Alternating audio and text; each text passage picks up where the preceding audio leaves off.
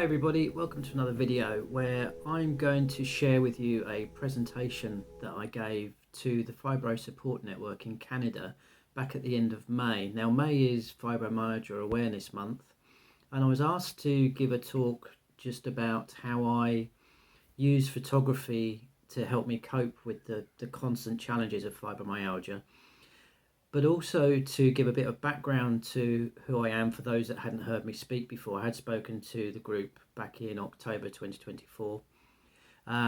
Bit of background into how fibro's affected me, having to stop work, etc. And then go into a little bit of how to get into photography if that's something that people want to do. And also to look at phone versus DSLR or any other type of camera that people might have or might want to acquire. And then some images and a bit of kit insight into what kit I've got, how I acquired it, and FYI, most of my kit, I think only one lens that I have, my 50mm, all my other kit is previously owned by other people. So doing that on a budget when I can and when I can afford to. But yeah, just talking you through really how I go about it, what my thought process is, insight into why I joined Photographic Club, etc., what it's given me from a social aspect. Anyway, you'll hear plenty of information in the video. It is a longer one this time. Hopefully you enjoy it. And if you do, or if you've got any comments or questions, please post them in the comments. And I'll see you in the next video. I live with fibromyalgia. I was diagnosed in 2019, Christmas Eve 2019.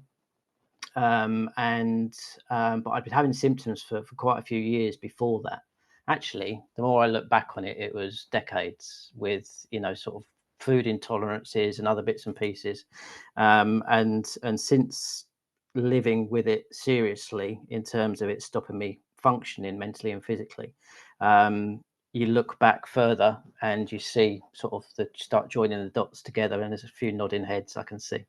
So, I'm sure everyone's familiar with that. You start reflecting back on were there signs beforehand. Neurologist actually suggested it might be fibromyalgia. That was a year after he'd identified central sensitivity, and that I was born with it. So that sort of starts you sort of trying to piece things together.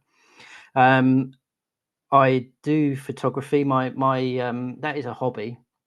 I don't make a living at it, nowhere near. It's something which, I just try and keep for me at the moment. It would be nice, but taking that leap from hobby to a living would be quite a big leap for me, especially in the condition that I'm in with my fibro, and the fact that, there are days, probably, quite a few days where I don't touch the computer at all because I can't. I just go out with the camera, but I don't come back and do anything with the images. So it's a case of having to do things at my own pace. Before that, I was in logistics management. So I have a master's degree in management studies, diploma in logistics, and I had Prince 2 project management accreditation as well. So I was trying to build a career on that path, but fibro literally stopped me functioning one morning, and took sick leave and didn't make it back. So what I now do is to try and, because it's the cognitive function that affected me the most, in terms of stopping working. I think we all agree you could probably work through the pain and the fatigue. We probably have for years without knowing it. But it's the cognitive side. When I couldn't read and comprehend and understand the emails and spreadsheets that I was so used to dealing with for a major contract for the company, then you know that there's something else going on. And that's what brought me to a halt. So to try and keep at least some of that function going, I guess, as well as fitting in other areas of my sort of routine that I've built to help live and cope with fibro. I spend my time out taking pictures and sharing my experience through my blog. And I now also have started doing some YouTube videos out on my walks or reflecting on an activity when I get back and I process the images and talking about the experience. And you can find that on YouTube under Fibro and Photos. I do have another creative therapy that I enjoy doing, but I don't do it as much because I'm finding the cognitive side of it kind of just sort of brings me to a halt and the fatigue, but that's music. So I do play guitar. I write music. I like just singing, which is good for the vagus nerve, as many of us know. So I enjoy doing that, but sort of got a limit there of how long I can sit and do that for. Whereas with my photography, it's much easier to pick up the camera, go for a walk, get that distraction, etc. So I balance the two, and photography has become the main one, really. So yeah, that's a little bit about me. I'm still a long way from where I would be able to sort of think about going back to work, and that was set back. There's this. Some of you might be able to relate to this, or know people who can. In February this year, I had a virus for a couple of days. I literally couldn't feel my fibro pain. I just slept for 2 days on the sofa. It was nice not feeling the pain. It was not nice being spark out on the sofa and feeling really rough. But I'm still struggling from that. It has set back. I think if I was to look at it in terms of progress I'd made with my daily routine of yoga, meditation, walks, diet, etc., I think in terms of function, it's probably set me back about 3 years, where I was 4 years ago. And I think it is now my new normal. I did last year do some oxygen therapy, which really helped with the balance side of things, etc. To the point I no longer had to walk with a walking stick that I'd been using since Fibro stopped me in 2019. But that virus set me right back to the point where I needed the stick again to be more secure when I was out and about.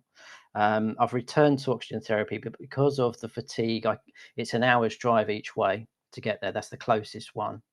And I can't sort of do the intensive I did last year, where I was doing 3 or 4 sessions a week, which is probably why I got such a big boost. Because that's how they do it initially when you start, to build you up to the maximum pressure that you can go to in the chamber.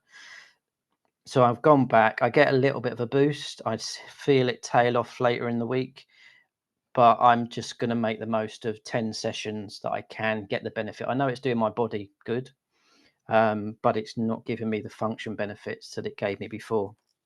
But it's quite fun sitting there. Actually, it's an hour for me sitting in the chamber. There's up to 7 of us in the chamber at a time, so you make friends and talk about things while you get into pressure, while you're decompressing. Then you've got an hour in the middle where you just breathe the oxygen and watch YouTube on your phone for a little while. So yeah, that's a bit about me and my background. How I got interested in photography. I've always enjoyed looking at photographs, and to be honest, at the moment, pictures are much easier for me than text. I really struggle with, with writing, reading, comprehending what I'm reading and writing, that I have to revisit things over and over. So for me, photography, unless someone says, "Can you write a piece about this image?"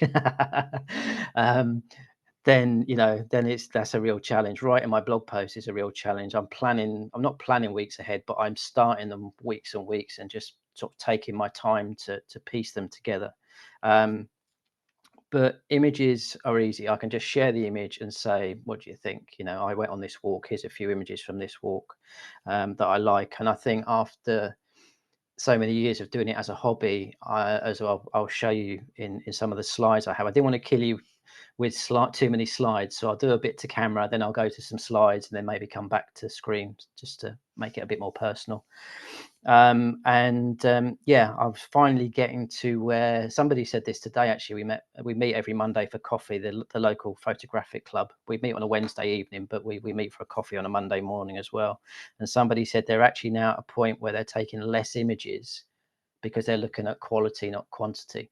When you first get a camera, you go out and shoot everything because you're trying to create things and see how the camera works, etc.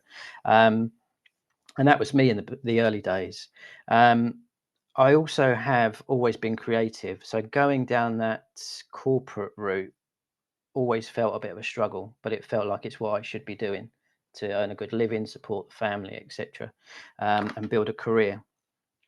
Having a family, I also wanted to capture moments, and I'll show you some of those as we go through.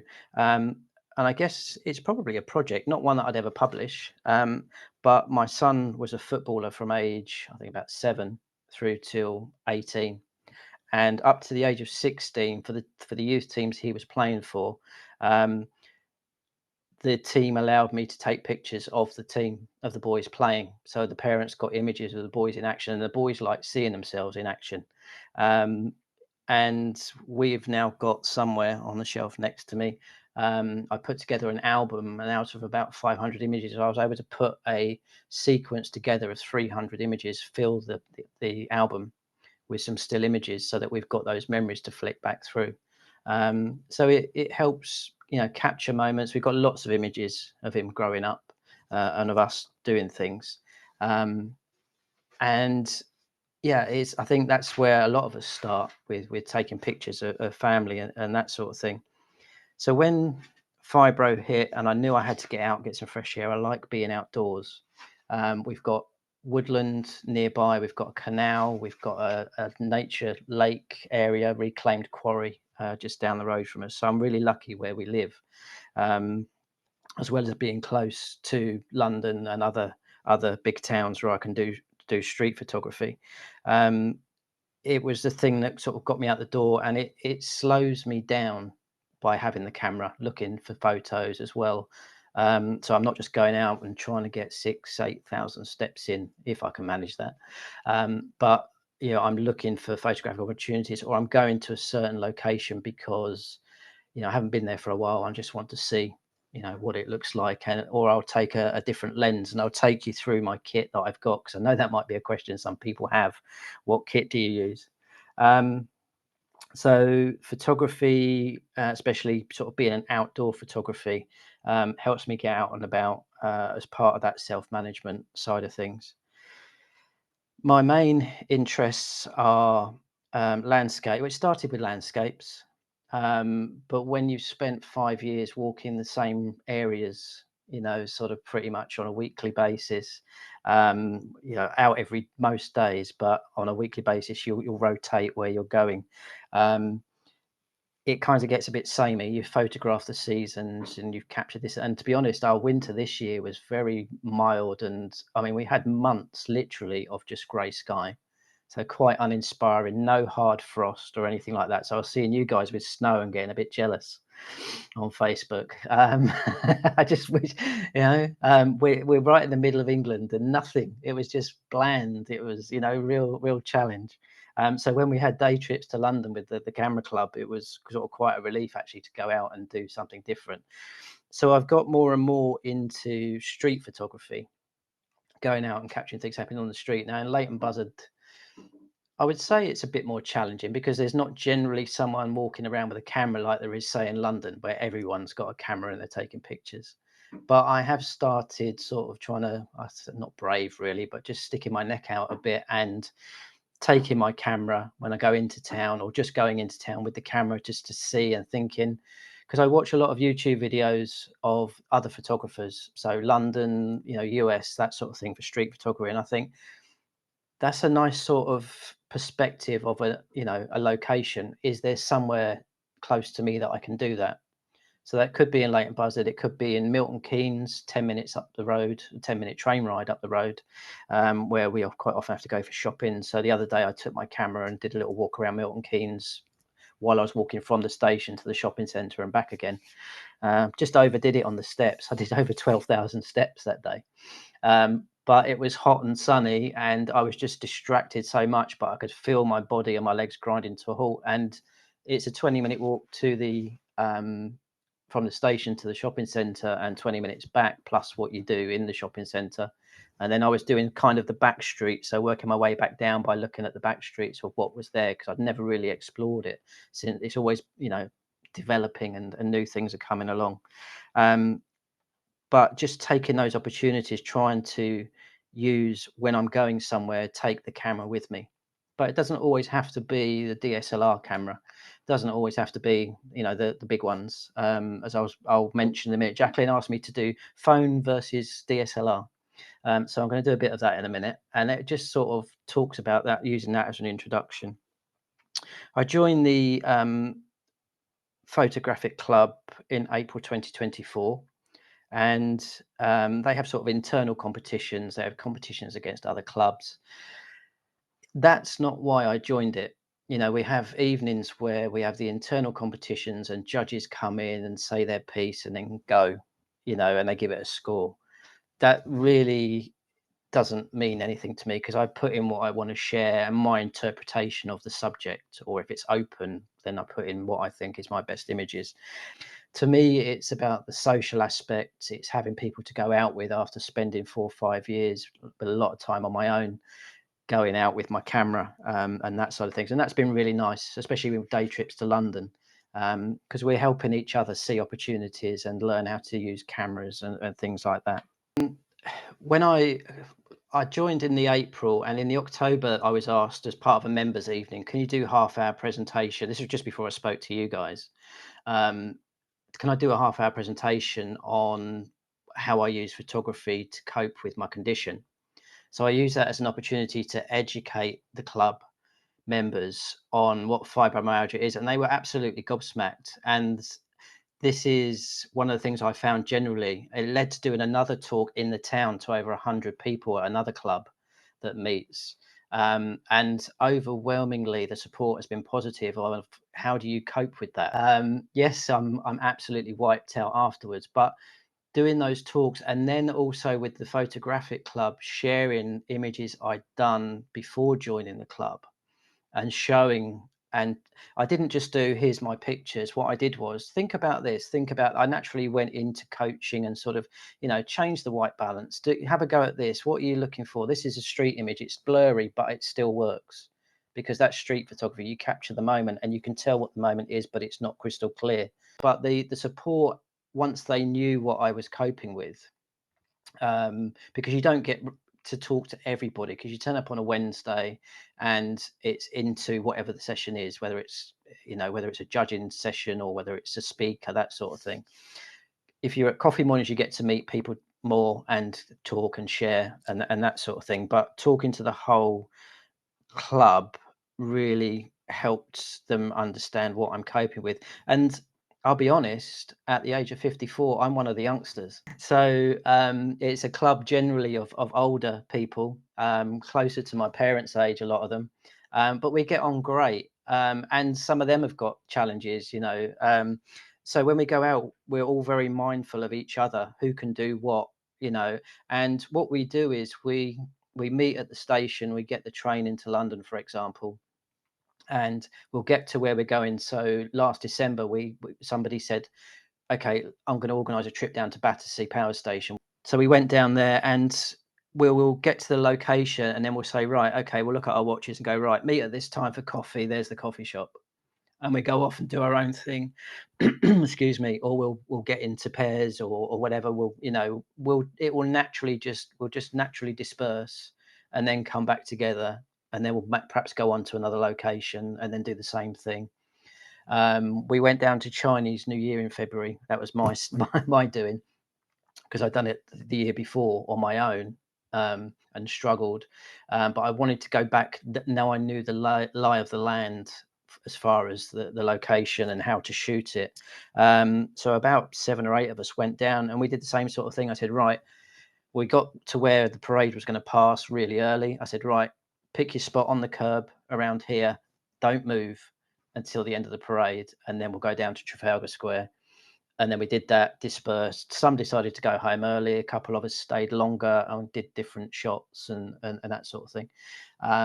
So it works really well in that respect. I obviously have to be careful of pacing myself, but if I'm paying to go into London, I want to make the most of it. But that is different to what it was when it used to be. I could go into London and go right into the evening.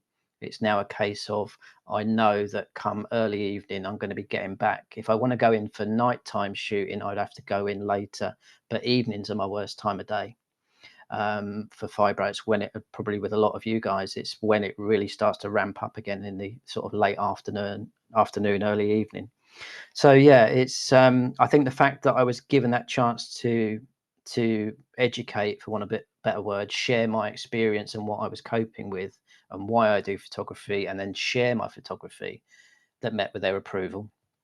That really helped sort of cement some friendships, and yeah, when we go out and about, everyone's looking after each other and checking if you're okay. Jacqueline asked me, had I been in any publications, and to share them with you, which I'm quite happy to do. I haven't been published for a while. It was something I was thinking of, and I started looking through through our local library. I can read the photography magazines.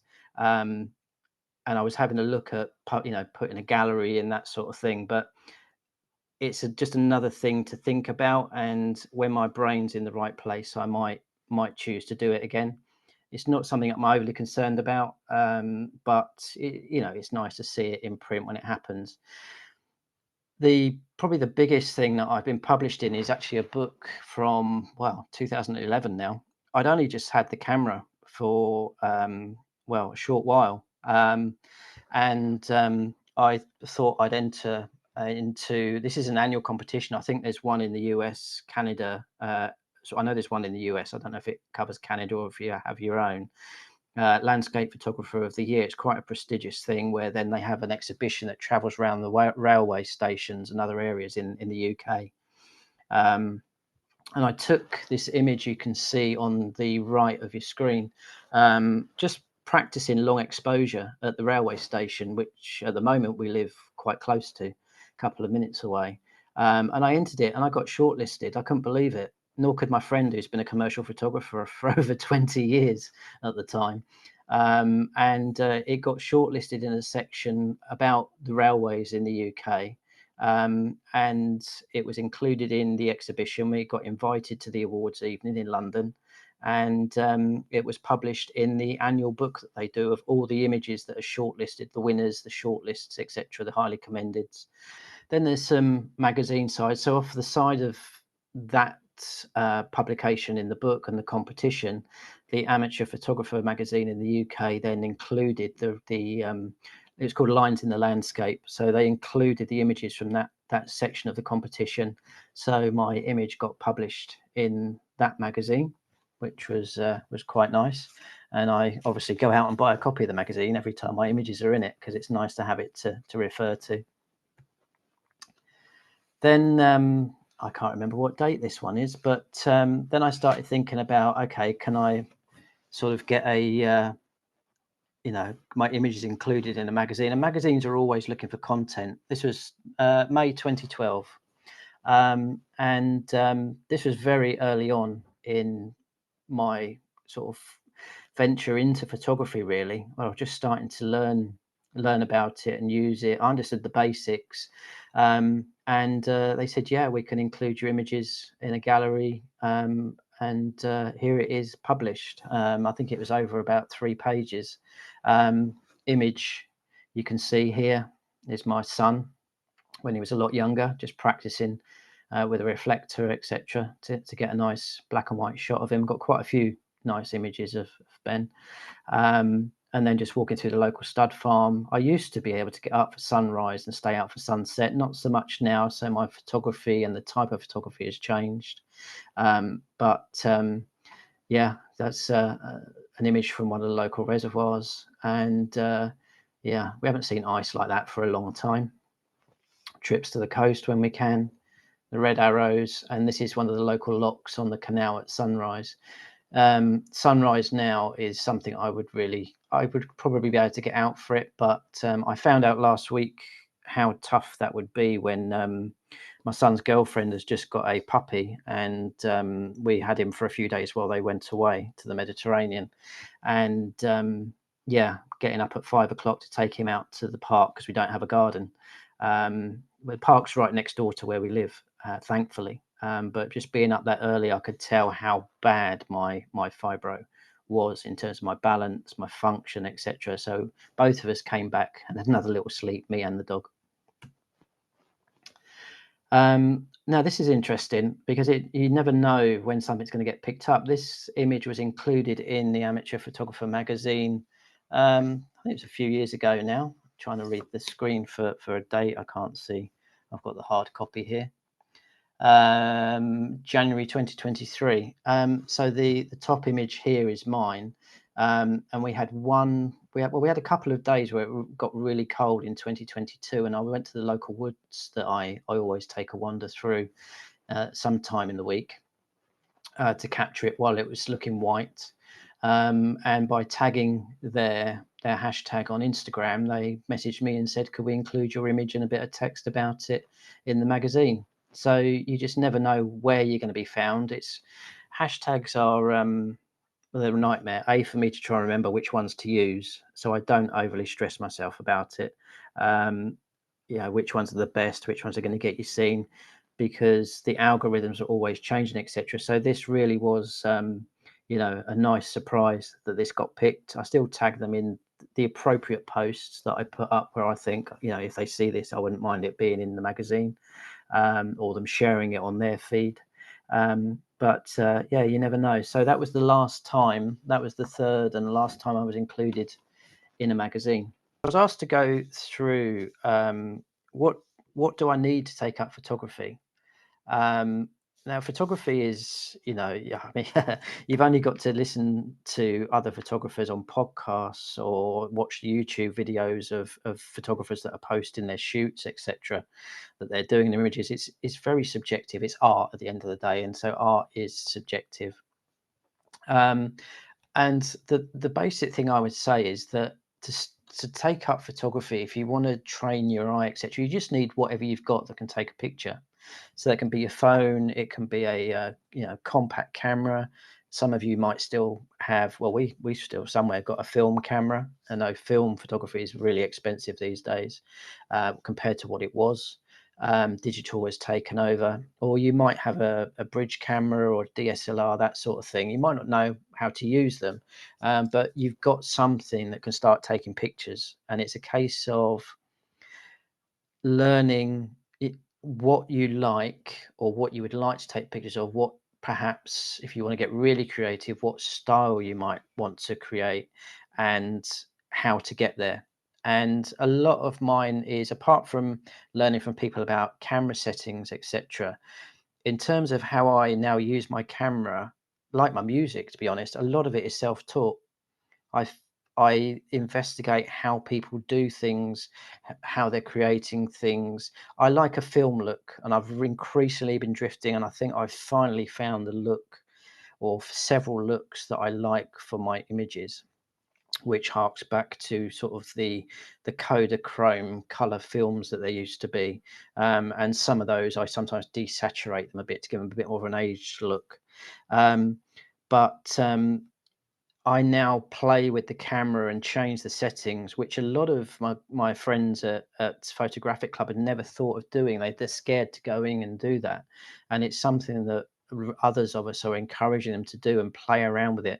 What I find is, if I've got a look either on my phone, which I'll talk about in a minute, or in my camera, as I see the images appear on the screen with that look, or as close as I can get to the final look, that motivates me and inspires me more to do more images, rather than thinking, will that work when I get back to my computer?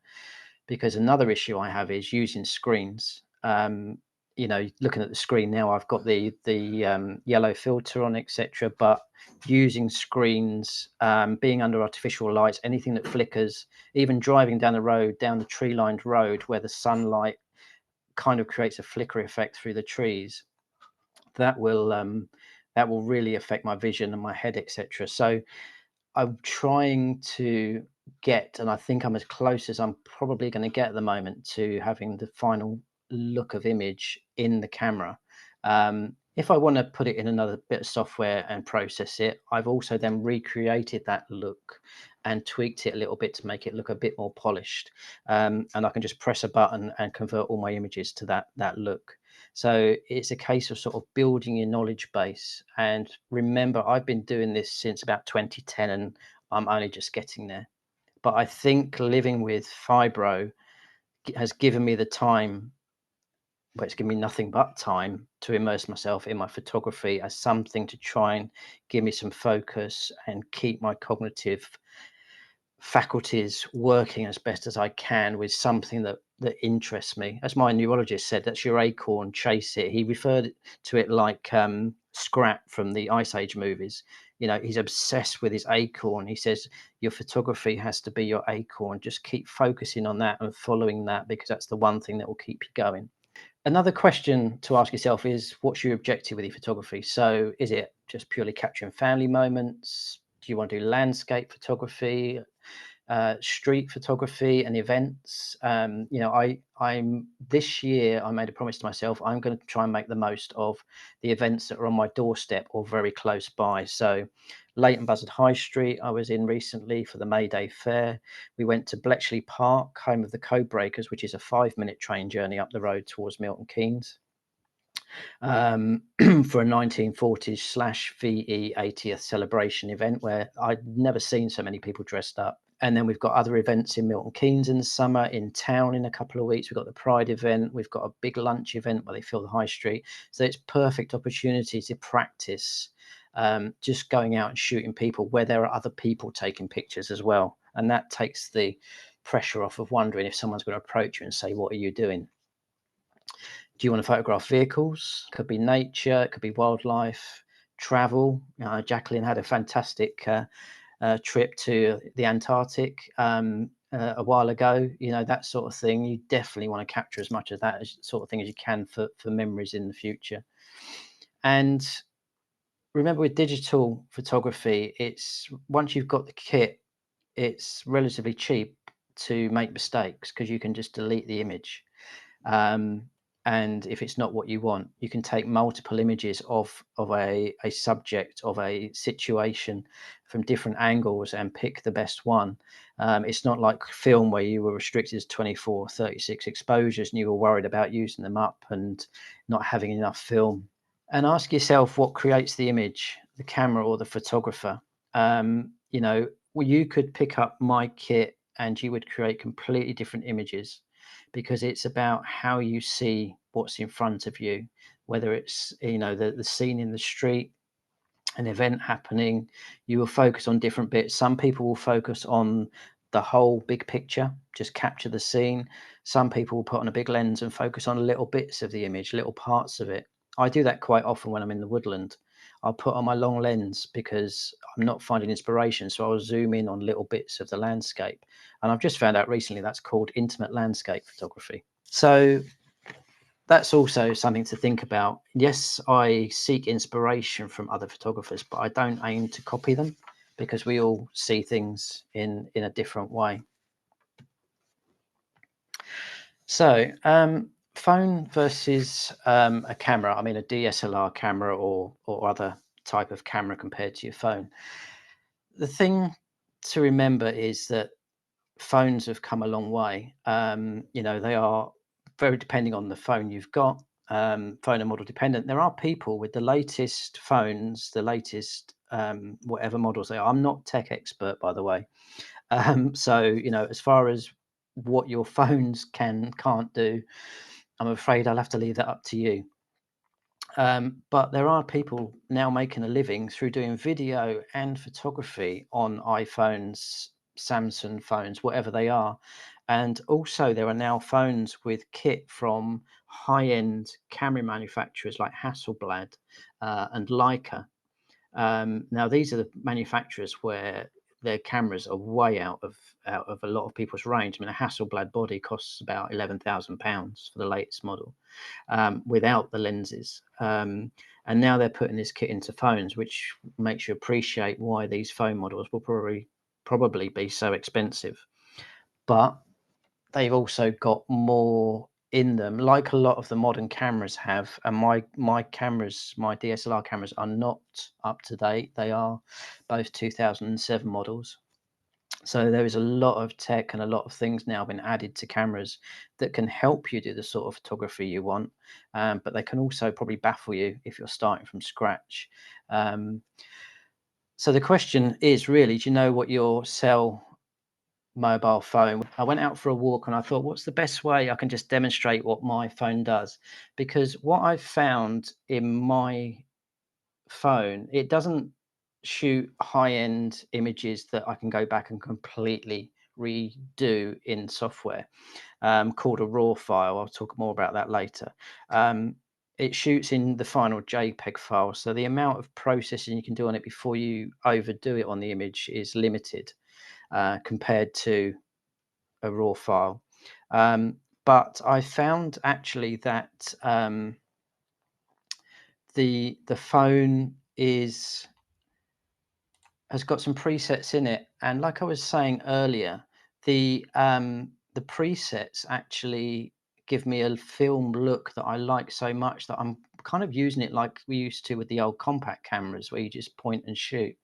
Now here you can see I'm just going through some of the preset filters that are there. This is the film filter that I use a lot. You can see that it's got that sort of look of the old style film look. This is without it. Think about the rotation of your image. So this is in landscape format or horizontal. Different aspect ratios to get a wider panoramic shot in the camera.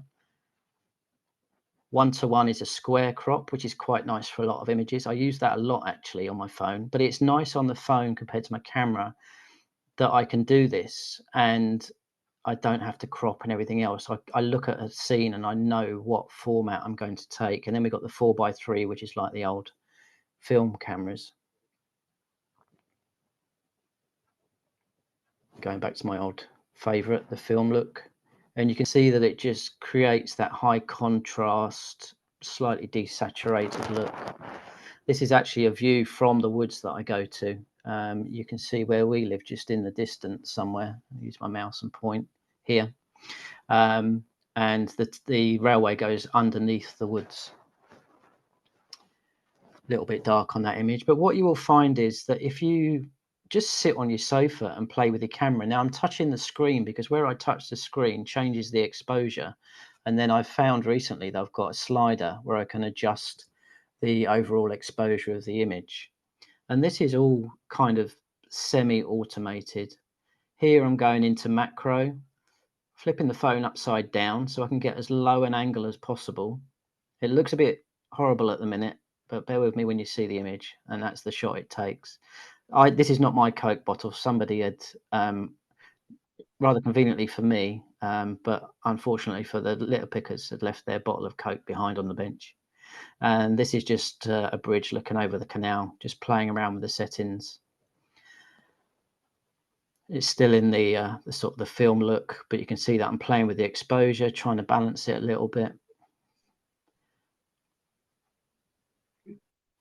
Getting people in the shot, if I can. It's always nice to add a bit of interest. If you get something like a path, and you get somebody walking through and taking a picture, a lot of dog walkers go down this path. So it gives you something to focus on. Add an element of interest to it.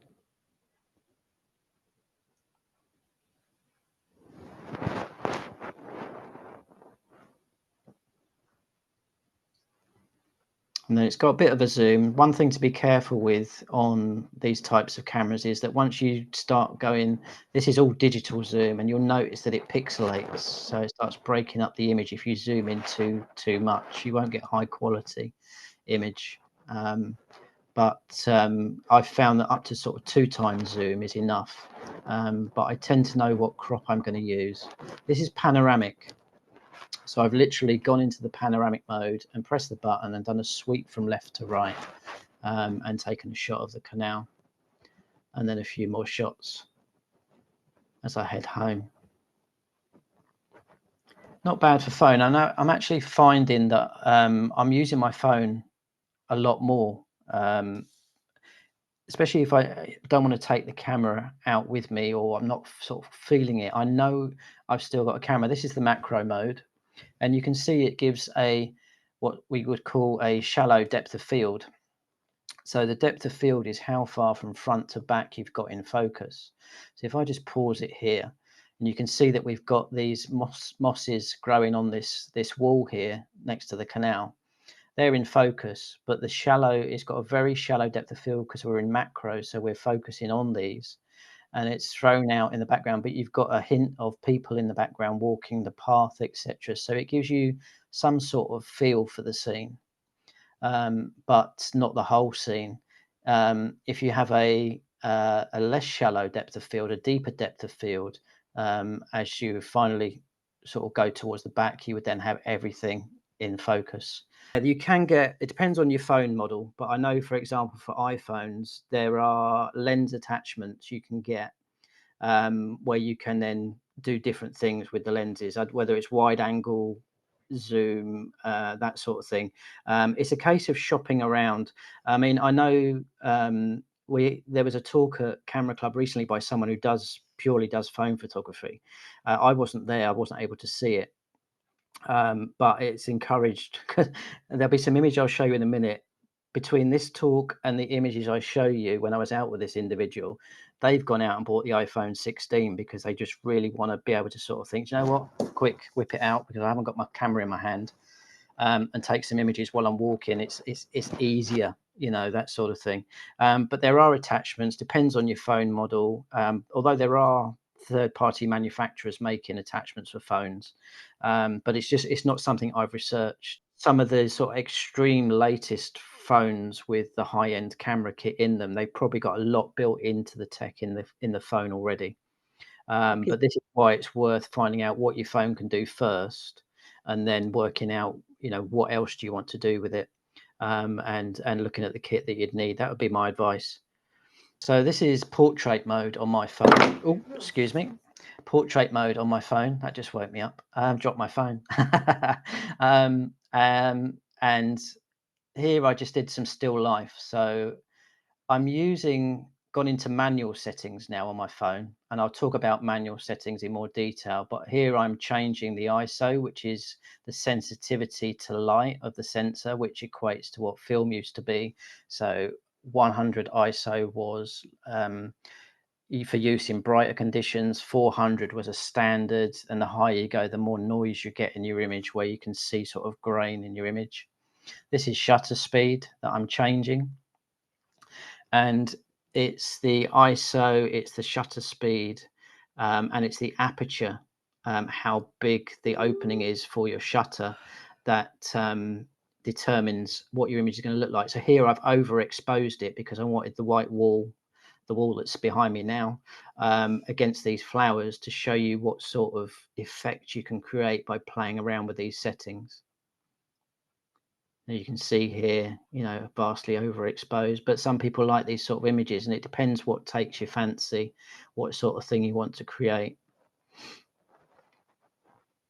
So you can get, this is where, when you understand this, and I've got a diagram which will explain it a little more, on a future slide.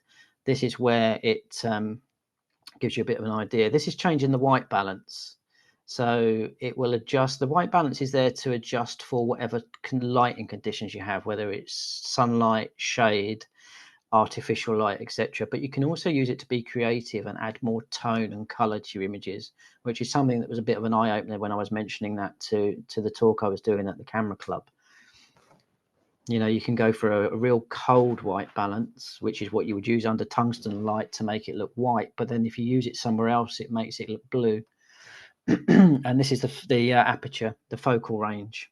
Sorry, the focal range. So zooming in, etc., and we can get closer and create images, and it just gives us a shallow depth of field apart from where we're focused. So the phone I've got is nothing special. I had never heard of the brand before when they gave me this as a replacement, but it had a lot more memory, but the camera doesn't have other functions that my other phone did. It's a TCL Pro 10 or something. But you know, when you can't work and you're on a budget, you make use of what you've got. And I think that's the point, the place of where to start. Whatever you've got, use that, and then you'll work out if that's good enough for you, if that gives you what you want, or whether you want to upgrade and go to another model. So you might have a lower model iPhone. And my son's got, I don't know what model iPhone he's got. His girlfriend's got the latest model, and you can see the difference in the quality of the images that the iPhone, whatever it is, 15, 16 takes, compared to the couple of year old model that my son's got. But I think it's a case, like I said earlier, starting with what you've got and then working from there with whatever your kit can do. The megapixel thing is important, but it isn't. You know, there's now cameras with the latest Fuji, I think. I have no idea how much this costs, but I've seen the guys reviewing it online on the YouTube. 102 megapixels. Hasselblad's 100 megapixels. I mean, how big are the files? And then they do panoramics, and they worry that their computer can't handle stitching that together. Important if you are going to take an image and crop in, because when you crop an image, you lose megapixels from the image. For me, a lot of mine is sharing online, etc. You can't always get close enough to a subject, or you see something in an image where you think, no, the image is that, not everything else. So, I mean, both my DSLRs are 10 megapixels, and that's enough for me. That gets people saying, we like your photography. So it's, if you've got one with high megapixels, that's great. It gives you more flexibility if you do want to crop images. Some of the modern cameras actually now have, like I was showing the ratio modes in the phone, the Hasselblad and the Fuji now allow them to select that on the back. It still catches all of the image as it would do, full frame or medium frame, whatever it is. But it allows them to see on the back of the camera, actually, this is going to work as a 16:9 or a 65 by whatever the ratio is, or a square. So they can actually compose their image in that format, but still have the rest of the image that when they get back. This is the raw file thing where it captures everything in the camera. So megapixels, yeah, it's one thing that a lot of people fixate on, but it depends what sort of photography you do. I mean, obviously, if you want something that's much higher quality for wildlife, that sort of thing, the more megapixels you've got, the crisper your images are going to be if everything else is right in your settings. But for me, it's not really a matter of concern with what I do. Yes, you know, someone's probably going to ask me, what kit would you like? Well, I could create a long list, but at the end of the day, what I've got works. And of my main kit, not the ancillaries that I've got, you know, like my phone holder that I use on a tripod and that sort of thing to do video, the little bits and pieces, the filters, etc. Yes, they're new, but there's only one bit of kit. My 50mm lens was brand new. Everything else is pre-owned, because that's been the cheapest way for me to get into photography. But I actually won the mobile phone competition with an image club, first thing that I've won.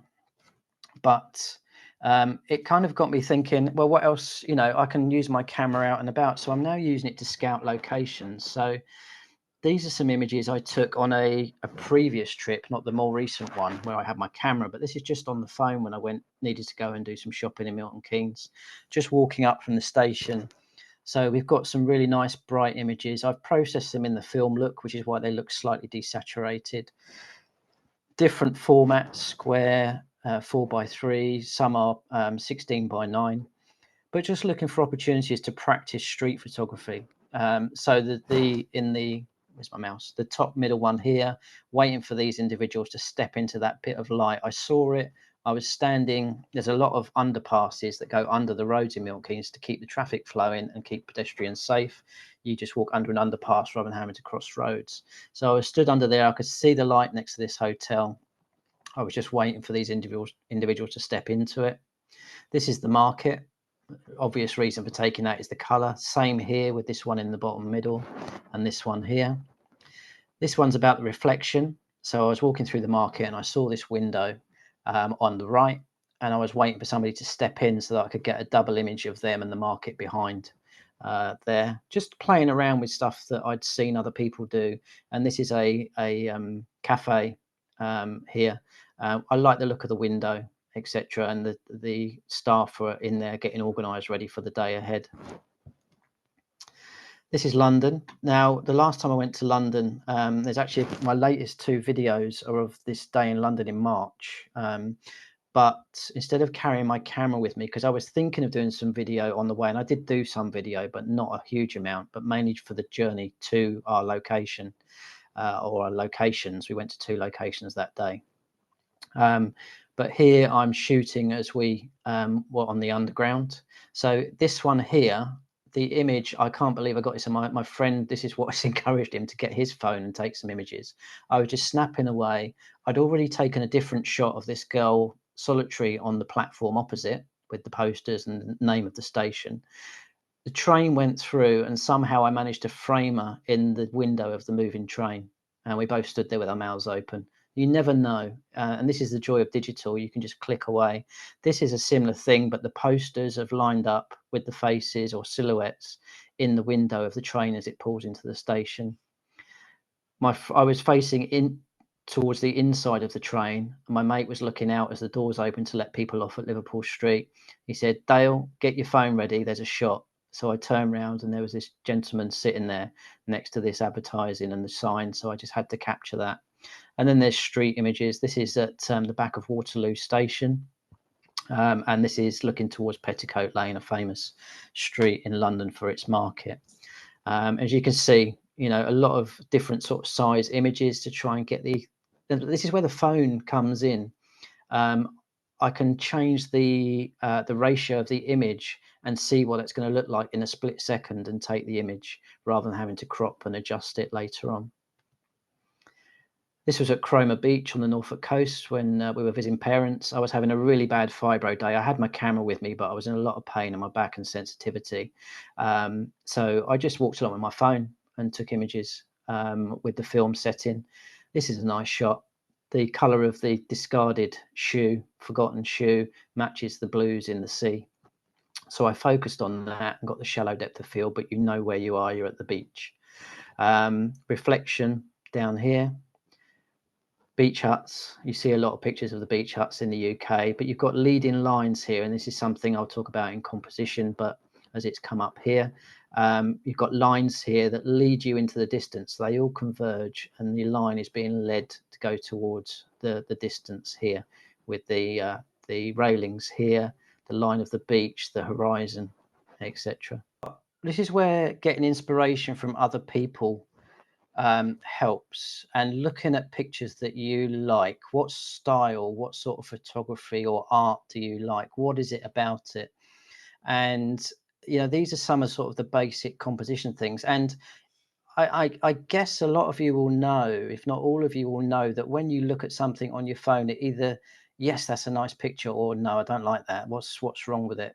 And it's when somebody like myself, you know, and I wouldn't call myself a photography expert, not technically, but in terms of knowing what I like and what makes a nice image, you know, I can, when I see the image, point out, yeah, that works because, like I've just said, the leading lines, etc. It's the same with the groin here on the beach, the breakwater here. You know, you've got a leading line taking you down to the beach and the rest of the view beyond. And it's these little things. And I've got a couple of slides later where I'll talk about composition. Yeah, this is we were asked to do self-portraits for photographic club, just for a sort of a little challenge that we judge ourselves as a club, and that sort of thing. Every now and then we're given a thing. I wasn't feeling particularly inspired, feeling as flat as I have been since the virus. So I was sitting there one day and I thought, actually, I can just do a couple of pictures of myself, and this is one of them, and this is all on the phone. And they didn't know that they were phone images when I submitted them, but you'll recognize this image in the background. And then I've just used, there's an app called Snapseed, which is a fantastic app. It's free. And that's where I process all my phone images. I use the film setting in my phone camera, but I use Snapseed where I've created a warmer film look that I put on top of that to create that the warm reds, etc. And what I've done in that app, you can do a double exposure. So what you can do is layer one image on top of another and adjust how much of each image you see. So this one, I just called it "We Are Watching You." Somebody else said I should have called it "Migraine." Now, some of the modern cameras can do multiple exposure in camera, and then it's just a case of learning what settings to have to get the look you want, because there are different ways of either lightening the images you're adding or darkening them, whether you want it to accentuate the highlights or accentuate the shadow, all these sorts of things. And this is where playing with it in the software or in the camera is really all you can do to try and work out what do these things do. Some of you may already have other cameras, DSLRs, etc., but let's assume for this that you don't. You've got a phone or something, basic camera, and you want to go on a bit more from there. It's easy for me to say because I've already got two, but there is, when I started, it was my friend. The reason I bought my Canon was because a friend was using Canon, and he lent me his pro camera for a weekend just to go and have a play around because he knew I was interested.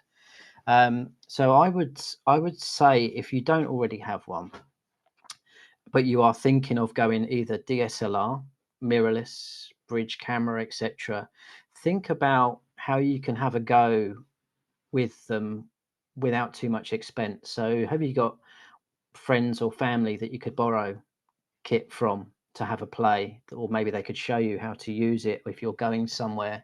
I remember years ago, my wife has got a film camera, film SLR, and years ago my friend and I used to go to the Formula One qualifying at Silverstone, and I borrowed a long lens from my dad's Fuji film camera and learned how to use it so that I could get some shots of the Formula One cars back then. That was in the 90s. You can also these days rent kit. So, if you're buying brand new and you're going higher end, they obviously are getting quite expensive. So whether it's a camera body or whether it's a lens, you can rent these things. You can rent them to take them on holiday. You don't have to go, for example, thinking of Jacqueline's trip, something like a 400 mm lens plus for the wildlife is what you would need. Or if you're going on safari, you'd need something that's got long reach because you'll be away from the subject. But you don't need to buy them. You can rent them for a certain period of time for your holiday. They're insured, etc. Somebody that I know at club recently did that. They went to Costa Rica, so he rented a lens rather than the expense of buying it. But if you're new to it and you want to just practice, renting is an option, or thinking about buying used and starting small and building up. The thing I would say is, with our condition or conditions, because I know a lot of people have more than just fibro, think of physical limitations. So the weight I mentioned earlier about my most recent body that I acquired, it's a semi-pro model, which is heavier than the one that I've held up to screen so far, which was a beginner's camera. Plus you add the lens onto that. Now mine are cheaper lenses. They're not the high-end fast lenses, but they still add considerable weight to the camera. And if I put it in a backpack to go shopping, I can feel it in there. Plus I load it with shopping, I know I'm in trouble. Do you want live view? Do you want a flip screen? Now I can't stretch to having a flip screen as much as I would really benefit from having one, but my new body does have a live view screen, which my old body didn't or doesn't. I still have it. So think about things like that, what you want to use it for, the weight, etc., the type of camera. Mirrorless are much lighter than DSLR because they haven't got, it's all electronic. It hasn't got a lot of the mirror, as it would suggest, mirrorless, etc., the kit in there. So it's lighter, the lenses are lighter. The type of photography you want to do and why will influence what you buy kit-wise, and what type of lens you want to use, etc., or lenses you want to acquire over time. And I would just say, there is so much choice out there now. Speak to people research thoroughly online, put into YouTube review of this camera, this lens, and there will be people who have done that for you already. And watch several of them, read the magazine reviews, etc., of when these came out, of what they say. I think it's difficult for anyone to be an expert in all things technical, because we've all somehow leaned towards a certain brand for whatever reason, or brands, and then you get another camera and you have to relearn it, etc. And it's really a case of, what do I want to do? What would fit that bill? Or do I just want to start and just get a basic camera and see how I get on with that, and a basic zoom lens? Also consider if you want video capabilities. So you may be somebody who thinks actually the video would be useful, You might create videos already. You might be thinking about starting it, like I have done recently on YouTube. I use my phone when I'm out and about. I use the camera on my laptop if I'm sitting at home. They're not the phone is actually higher quality than the laptop. But it would be handy if I could show in camera what I'm looking at the same time. Sensors, types and sizes. We mentioned about megapixels earlier. There are different sensor sizes. My cameras, because they're cheaper models, are what's called a crop sensor. A lot of cameras are crop sensor. That basically means it's just the size and the ratio. So it gives me 3:2 ratio images in my camera. But that also means that it changes, and don't ask me about the maths, please don't ask me about the maths and the science. But it means that things like the actual focal length of a 50mm lens is actually something like 80mm around there, rather than 50, because of the way that the size of the sensor and the light coming in that lens is affected. I told you I'm not a technical expert, and that sort of maths and physics was way beyond me anyway. If you want to buy used, there are some really good reputable sources. Now, I know in the US, I don't know if it covers Canada as well, but in the UK, we've got somebody called mpb.com. There are other places I know in the UK that do this as well, where there is a healthy market in used pre-owned material. So use those resources as a way of looking and seeing if you can save some money on what you might want to buy. Obviously, there's things like eBay, etc. If you're buying privately, though, you don't always know what you're getting. Whereas with companies like this that are using it as a way of other people trading up, so that you can then get something for a bit cheaper, they will always come with a guarantee. MPB give a 6-month guarantee. A lot of my replacement lenses, because lenses wear out, have come from there. All of my son's photography kit, because obviously growing up he saw me doing photography and wanted the same. All of his has come from MPB, and we've had no issues whatsoever. The megapixel thing, don't get hung up on that. If you're just starting, just get something where you could start playing with understanding how these cameras work and building up. If you keep what you've got in good condition, you might have something that's worth value as a trading if you want to trade up at a later stage. Okay, right. This is what I started with. This is the body of a Canon 400D beginner's model. I've been using this from 2010 up to last year. Keep it as a spare if I go out somewhere and I think I'm going to take a spare body just in case. It's not too heavy. It's got the battery in it still. Doesn't have live view, but a lot of the images that you will see that I've done so far up to about September last year were taken on this with the same lenses that I'm still using on the other camera. But I wanted a live view, but actually by getting a live view camera, it's helped me with composition, because I can get closer with the live view screen. I can actually see what the final image is going to be in camera, if that's what I want to create, rather than doing it in software later. But it also came with some other benefits as well by upgrading a little bit to a semi-pro model. So that is not too big, but you add a lens on it, adds a bit of weight. Yeah, done a lot of stuff with that. I keep it because it's handy, because, you know, why would I get rid of it in case I need a spare? Oh. Now, you know, when they tell us to do exercise with Fibro, I was told weight bearing exercise is better for you, even more so than just going for a walk. Well, I don't always carry it with all this kit in, but that is a good few kilos. I can carry it on my back, but I'll obviously take out what I don't need, and I increasingly go out with one lens or two. But this bag actually is handy. It's got a holder for the bottom of my tripod or monopod, and then it clips on there, so I can have it all on my back. I haven't got to carry it in my hands because they tire very easily, so I can put it on the back. I don't go out a lot with my tripod. I'm finding standing still in one spot for too long is painful on my back and my legs, my neck. But yeah, if I need to take it or want to take it, I do take the monopod more, because if I'm feeling shaky, that helps steady the camera. But I tend to walk and shoot. This opens at the back, which is a security thing, so your kit's always secure, so people can't dip their hands in. This is the Canon 40D, so it's the same age and year as this one.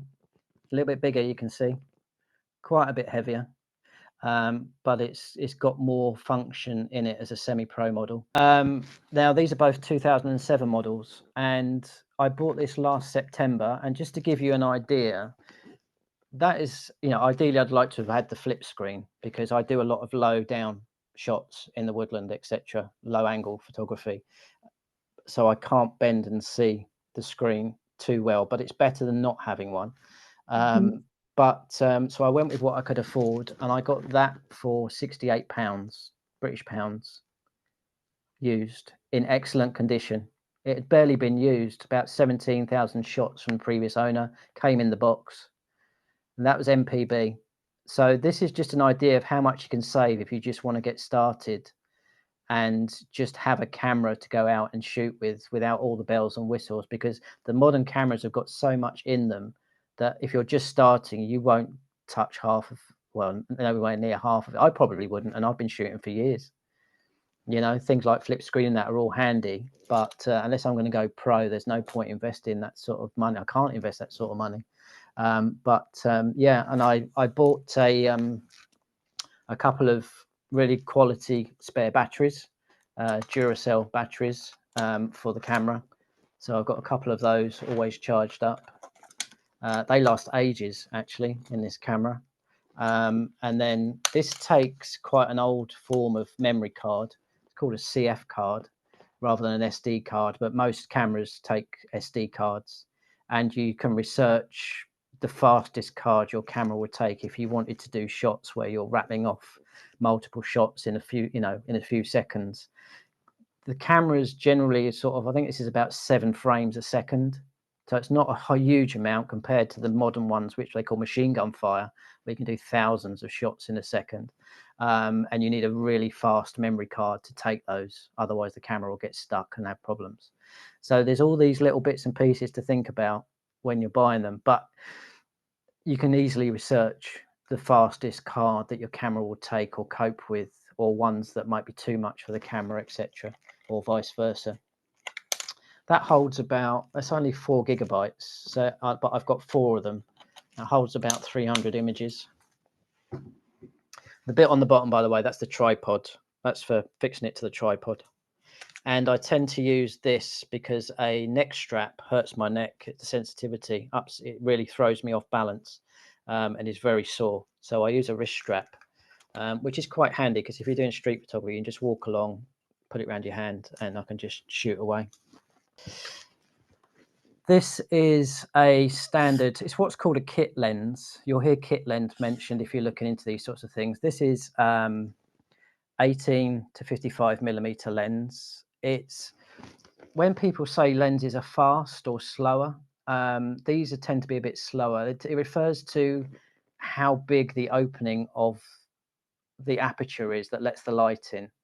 So a fast lens will be an aperture of something like f2 or f1.8, f1.4, and this is why you see these guys with these really wide zoom lenses, because they need to be wider to let more light in, but they're heavy and they're really expensive because of the glass, etc., that's needed to do that.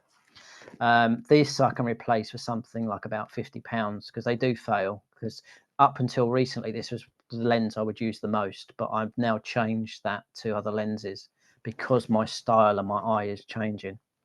But that's 18 to 55. It's got an aperture of f5.6 roughly, so you get sort of a slight shallow depth of field, but it's kind of a standard lens for starting with. I'll use that if I'm doing landscapes, particularly if I'm adding filters, etc., to darken the sky or to do a long exposure. This little one here is a great little lens. This is a 50 millimeter lens. That refers to the focal length, but as I said, with the sensors I've got on my camera, it actually gives me about 80 millimeters, so it zooms in closer than you think. But I love it because it's it opens a wide aperture to a 1.8, and I use that for street photography, for nighttime photography, because it's the fastest lens I've got. It lets in the most light. It's short, so the light's got less distance to travel. Yeah, it's a nice little lens, and it's light. It's so light. I tend to keep it in my bag, whatever else I'm taking, because it's a good backup if I need it. Good for portraits as well, because you want focus on the eyes, but you want to throw out the background, so it gives you that nice depth of field, shallow depth of field. This is a 75 to 300mm lens, and I've got some example images to show you from these in a minute. I know we're getting close on time. So this will zoom quite away. Now remember this, so this will, at 300mm on my camera, this is about 480mm. Still a long way away if you're going to focus on wildlife, etc. But I'm increasingly, this is my preferred lens for going out in the woodlands, etc. Maybe even street photography. I used it a lot in Trafalgar Square at Chinese New Year because the crowds were so huge that I needed to zoom in on stuff I could see in the distance in the crowd. Yeah, it's not one you generally use for street photography because it's not very discreet.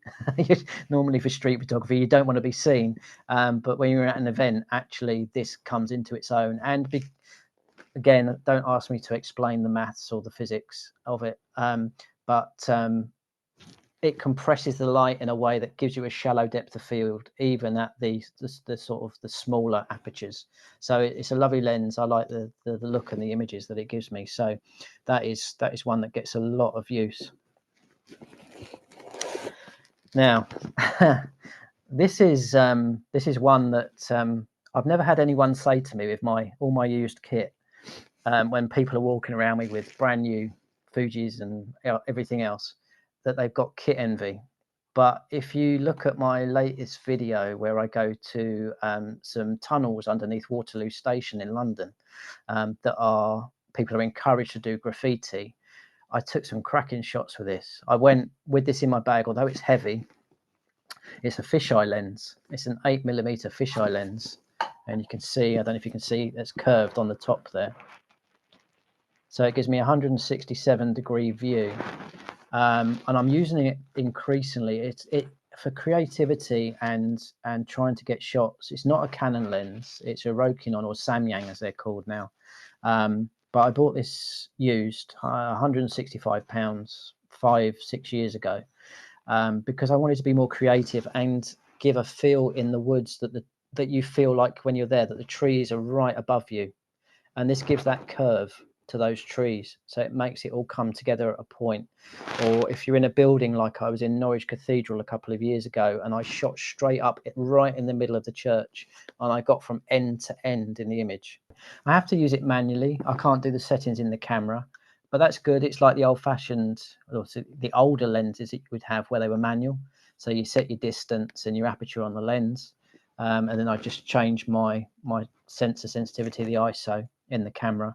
And you know, by getting to know your camera, I know before I use my lenses, each of my lenses, what it's going to look like through that lens, because I'm used to using them.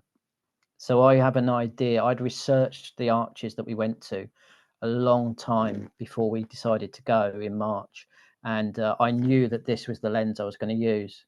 And for the curve of the walls, because it's under the railway arches, it goes right underneath Waterloo Station. It's a really long tunnel. And then you've got the curvature of the ceiling and everything else above you, and you've got a curve of the tunnel, and it actually worked really well. Got some lens hoods to keep the light out of the end of the thing. I've got a flash gun. I don't use it much. It might be something I use a bit more. Maybe I would use that more for portraits, that sort of thing, outside. So I keep it simple really with the camera and lenses, and then just, you know, play around with it that way. But things like filters, this is a polarizing filter, so this helps cut out lights, reflections, that sort of thing. Useful if you're photographing buildings, water, that sort of thing. It will change, but again, you can look up online and see sort of what impact that sort of thing will have. There's ND filters you can get where you can darken the sky and keep the landscape as it is, that sort of thing. So there's plenty you can play around with, but on the whole, I'm out shooting with just my camera body and my lenses. This is a good example of depth of field, shallow depth of field, because this is as it came out of camera. And what you'll have seen this as a more high contrast image with darker edges and sort of highlighting the light in the middle of the image. But I wanted to show the one straight out of camera because I was walking around with the lens f3.5. So this is the kit lens, the standard lens that you get with the camera. And I just wanted to highlight everything because I knew that by increasing the contrast stuff could go dark and muddy, so I wanted everything to be clear. But this was a misty day in the woods, so it's helped diffuse the light, etc. And it gives you more stuff to play around with, more scope to play around with it in the software afterwards. I do like a misty day, but we don't tend to get too many. Then you've got things like photographing the fireworks. This is at Cromer in Norfolk on New Year's Day. They have a firework display every year. Long exposure, so about 10 seconds at a time, 12 images in a display. So this was New Year's Day this year. And this is street photography, Chinese New Year, always looking for a bright coat and just people who are oblivious that you're there. This is while we were waiting for the parade to begin. This is the zoom lens at 75 to 300, so it's very good at zooming in on details. So this is an intimate landscape. This was the frosty day in the woods, one of few that we've had this year. Just zooming in, and yes, you know, I've cropped it in the software. There was some sky, etc. But I think with the shadow here, etc., and brightening this area, it's a nice image, and it's in that format. These are the snowdrops when they came out in the local churchyard. That was that bluebells. I love photographing them, but it is so painful getting that low. You know, it's great getting the results, but it's the trade-off with Fibro of, can I do it? Should I do it? What's the pain going to be like afterwards? And this is why I used it at Chinese New Year. This is Trafalgar Square. And this, aside from all the dragons and all the colourful stuff going on and dancers, etc., which I love those images, this is one of my favourites because it highlights what you're competing with when you go to these events. So this lady, I assume it's a lady with the nails, apologies if I'm wrong, holding up her phone and videoing, so you can see on the screen what she's videoing. But I just like the way it's framed, the way the hand's holding it. It's not posed at all. She's quite a way off in the distance. But I like focusing on this sort of thing. When I go to these events, I want to capture what's happening at the event as well as the event itself to give a sort of story of the day. This is the short 50mm lens. This is Battersea in London when we went down in December. I shot everything at I think it was f1.8, so it's widest, letting in as much light as possible through the day because I wanted shallow depth of field and I wanted people to stand out. So I walked this way towards where I'm taking the shot from, past this lady in this bright pink coat, and as quickly as I can do without falling over, crouched down and waited for it to land in the spotlights on the pavement. And then you've got the building slightly out of focus in the background, which makes her stand out even more. And then this chap came and was standing looking. There's a shopping centre down here. Battersea Power Station is to the right. And he stood there. And I'm practicing. I use a very warm white balance in my camera. And that brings out the colours like the reds, etc. And again, shallow depth of field, but it's what I see other people creating. It's my version of what I see other people creating in their London street photography when I'm watching them on YouTube. This is the fisheye lens. So this is the Leek Street arches I was mentioning. So I'm literally standing right next to this because I've got such a sweep around of 167 degrees. I can see round. Actually, I think I've cropped this a bit on the left-hand side as you look at it, and just got the end of the tunnel here with this amazing mural on the wall here in great detail. And I'm really pleased with how clear the images come out with that lens. It was a real test. Everything was cranked to the max in the camera because it was so dark, so little light. But because it's a fisheye lens, it lets in more light than you think. But I'm really pleased with how it's worked. And again, I'm kneeling right underneath this. It's literally above my head, but because of the curve of the lens, it allows me to be more creative and give a shot that I wouldn't be able to get on a standard lens, and which my friend wasn't being able to get on his standard lens, even though it was a very wide angle lens he was using. It didn't have the curve and the feature, and that's what he was like jealous of, really. And he's continually coming to me now saying, I've been looking at fisheye lenses. but I'm glad I had a play with it. This is Norwich Cathedral that I mentioned earlier. So you can see how, again, very painful, kneeling right under the center of the cathedral ceiling here, but it gives you a really wide expanse and allows you to get a lot of detail in. Now with the aperture, the more open it is, so f1.8, as I said earlier, you get a very shallow depth of field. If you go to about f8 to f11, you get pretty much everything is sharper and in focus in the image. So it depends how much light you've got, what you can use, what you're trying to create, these sorts of things. There's a lot to think about. And this is using the fisheye lens in the Bluebell Wood recently. I wanted to create something different because everyone does the same images of these flowers low down.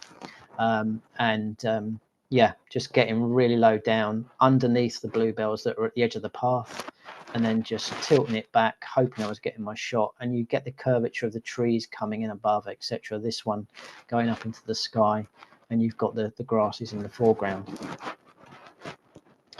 Very quickly, there you can pay for software. There's things like Lightroom, Photoshop, etc. by Adobe.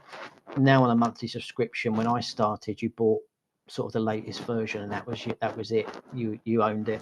Now it's a monthly subscription. I don't know wholly what that includes because I've never looked at it because I can't afford it.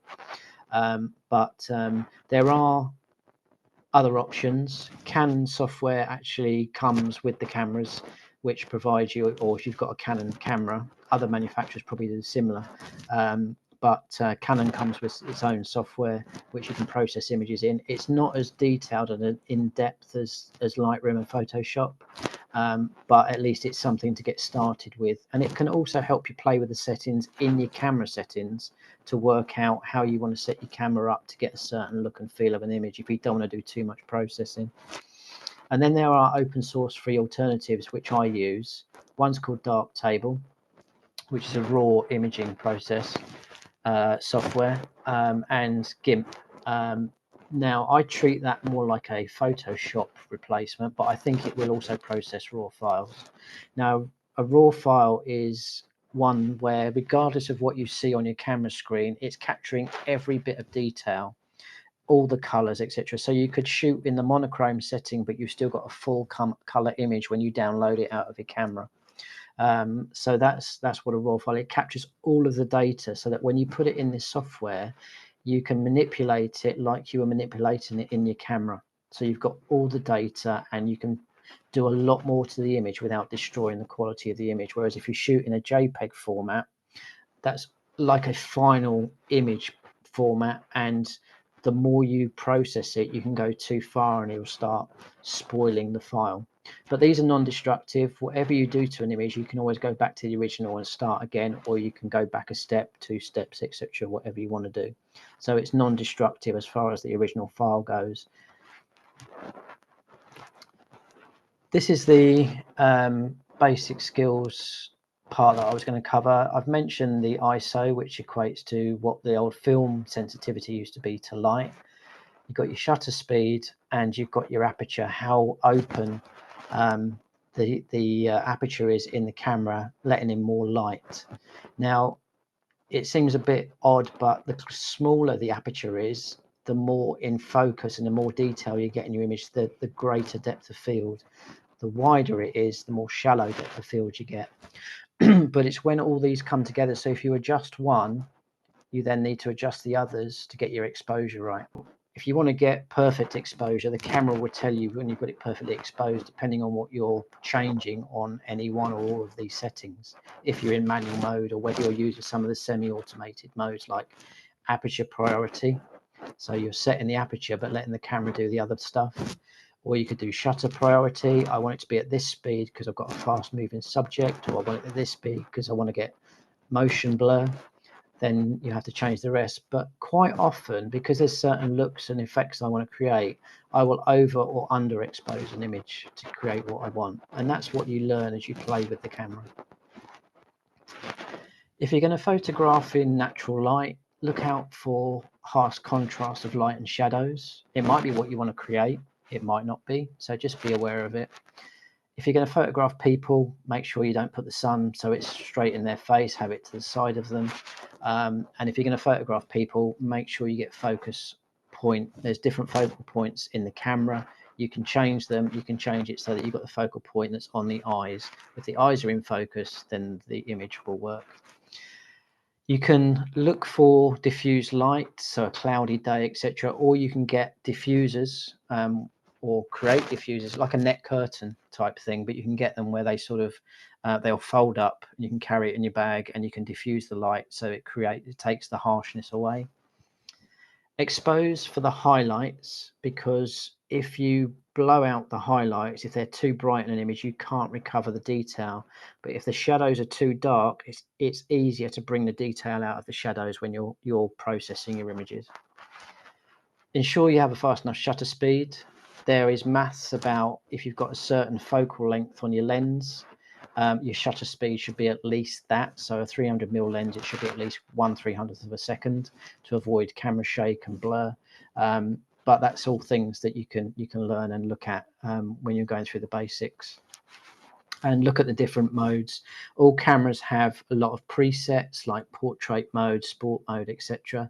But it's when you get into the M mode, manual mode, which is the word that scares a lot of people, that you can really start getting creative, because that means you're understanding how that exposure triangle works. Then you've got things like aperture priority and shutter speed priority, which is still in that sort of manual mode, but you've got control over, no, I want it definitely to stay at this aperture.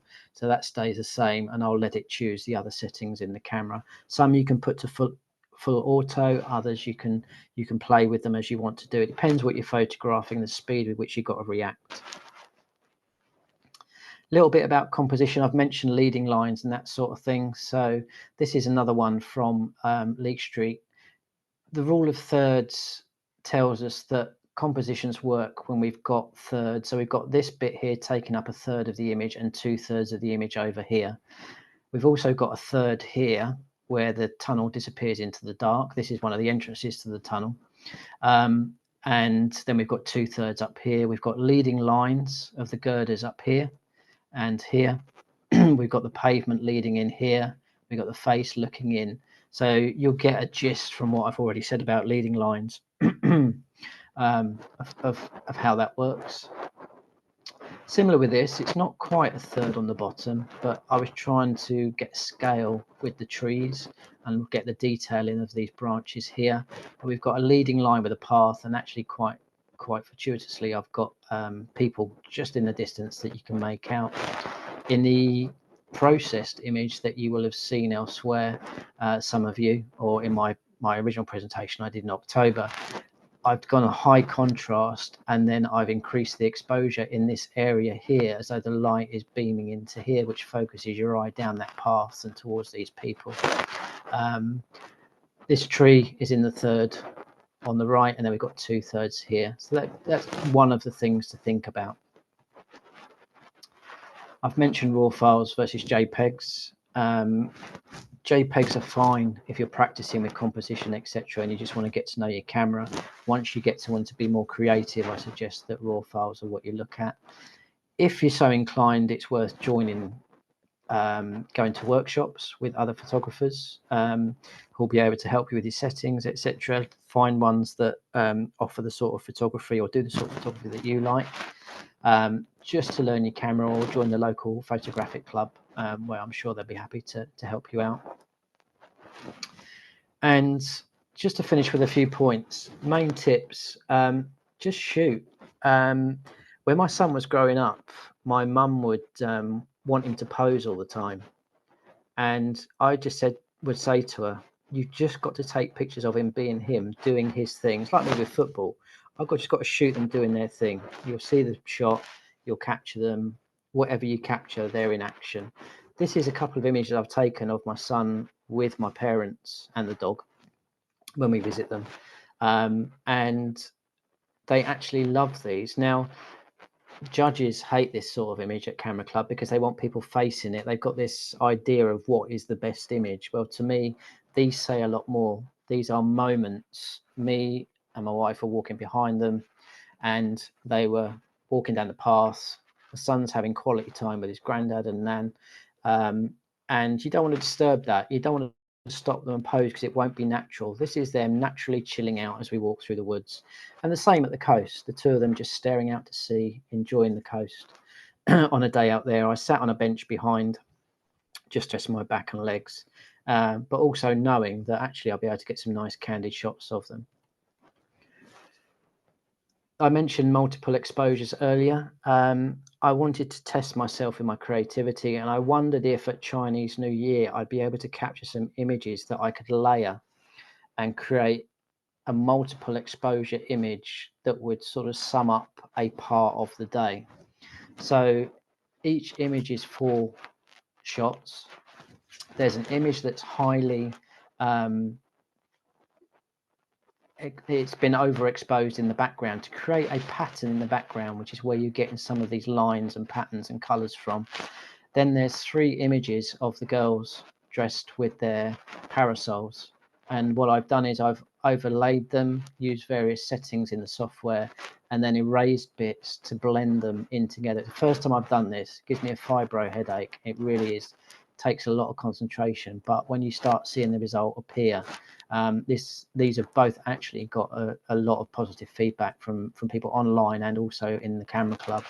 This one on the right in the red, very good color for Chinese New Year, is the same. It's 4 images. There's a dragon in the background, not the one you can see here, but that's been blurred heavily in the background just to create a pattern effect. And then I've overlaid these 2 guys here, the drummer and this guy in this freaky costume that creeped me out. And then I've put another dragon in the middle, which you can faintly see. Somebody said bring that out more, then somebody else said no, actually I like the fact I've got a look and I see more in that image every time I look at it, and you've got buildings etc in the background. So as you start developing and you see different ideas, and this is inspiration from people at Camera Club doing multiple exposures of various types, and just encouraging each other to see what we could create. I wouldn't do too much of it because I like straightforward shots that I take, but when the occasion allows, like this, I think it's nice to have a go and see what I can create. And the last thing I would say is just remember, have fun. It should be fun. We've got enough to cope with fibro. Go out, practice, learn what you like, what you don't like, seek inspiration and learn from others. It's very easy to do these days with the likes of YouTube. Find photographers. If you want to look at my channel, you can see who I follow, who I'm subscribed to. There's some very good street photography, landscape photography guys on there. They're the main ones I follow. Car photography, some of them do. And yeah, just, have a look, see who other people are following, what they like, etc. And I'm quite happy for you to fire me emails, etc., and ask questions. If you see anything and you want to know, what did you do with that, etc. And practice regularly. There's people, that for various reasons, other commitments, etc., don't get out with their cameras often enough and then say they've forgotten how to use it. It's like anything. If you don't use it often enough, then you've got to go back and refresh yourself. But the more you use it, the more you're going to progress in learning what your kit can do and what you can do, what you like, what you don't like, places you want to go and visit to have a go, etc. Just go out there and practice regularly and use it as a time to be mindful and observant of your surroundings and look for those shots. I said earlier, this is where I watch the guys on YouTube and think, is there somewhere locally I can create a shot like that? Or is there somewhere locally where I don't have to go to London? Because that's a big ask on top of my fibro. And it's something I love to do, but also know it wipes me out before I get there. So if I can create something similar on my doorstep just for practice, if not for a final image, then, that's even better. And this is where you can find me, and I will end it there. Thank you very much. I've run a little bit over, but I hope that's okay, and I hope that's been useful.